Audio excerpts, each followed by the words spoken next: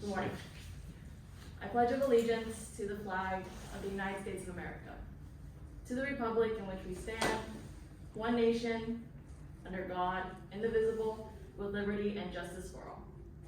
And justice for all.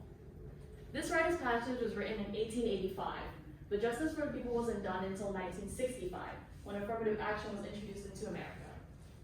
In case you don't know, affirmative action is a law that protects individuals of different race, color, religion, as well as national origin from discrimination in places of employment as well as education.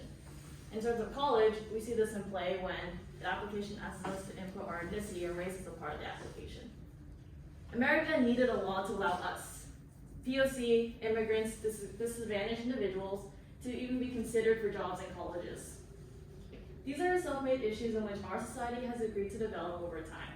And despite our constant efforts to move forward, it only feels like we're moving backwards by allowing these issues to prosper. Hello, my name is Joanna, and after doing extensive research on the topic of affirmative action, I want to persuade you all to support the laws and policies that support the idea of affirmative action, something that creates a gateway to the said change. We the people should continue to support and acknowledge laws and policies that surround affirmative action because it recognizes minority race and gender, as well as helps us move forward as a society, and poses the question, is affirmative action enough to keep us moving forward? Though it is a difficult thing to hear and ask, without affirmative action, do you believe women and discriminated races would have ever made it past the application process? Women weren't given legal rights until the 19th Amendment was passed, and even to this day, struggle to assimilate into our world.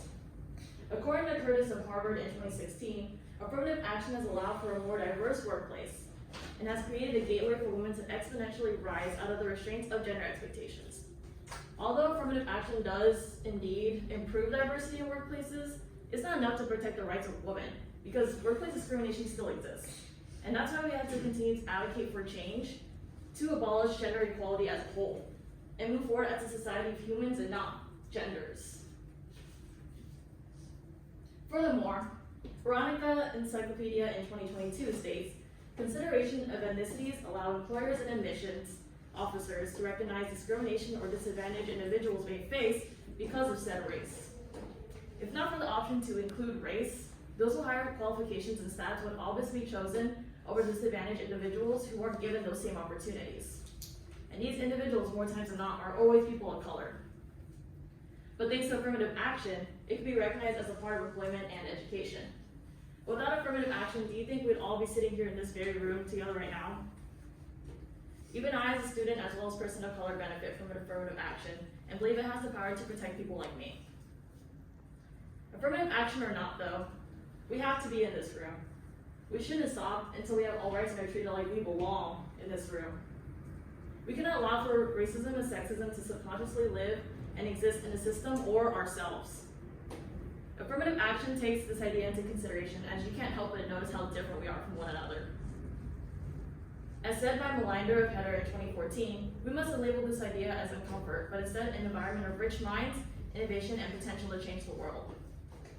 We have to continue to preach for affirmative action in hopes that it will abolish racism and sexism and make it easier for the future generations. It wasn't easy for us to be here, and it should continue to be like that for our future kids.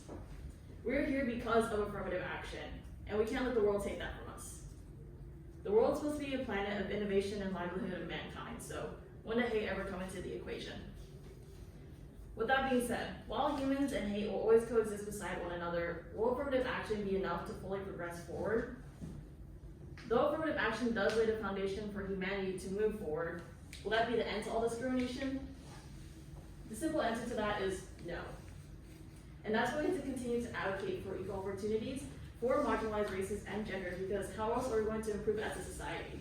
The change we want can't be made until the change we want is made clear. Stated by Minot in 2020, an author for The New York, we the people must advocate for affirmative action because it's the needed step taken towards the right direction. Though it may not completely solve the issue of racism, sexism, or poverty, it's something we have to care about, or else our world is going to start turning backwards.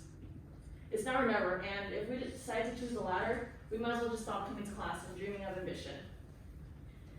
We, a group of minorities, marginalized, slandered individuals, have to continue to support laws that involve affirmative action because it sees minority races and women as people. It pushes our cruel world toward a moving one, and it challenges the question of whether or not what we're advocating for is enough for a greater change. I hope I have persuaded you that even self-made issues have solutions, and that solution starts with us.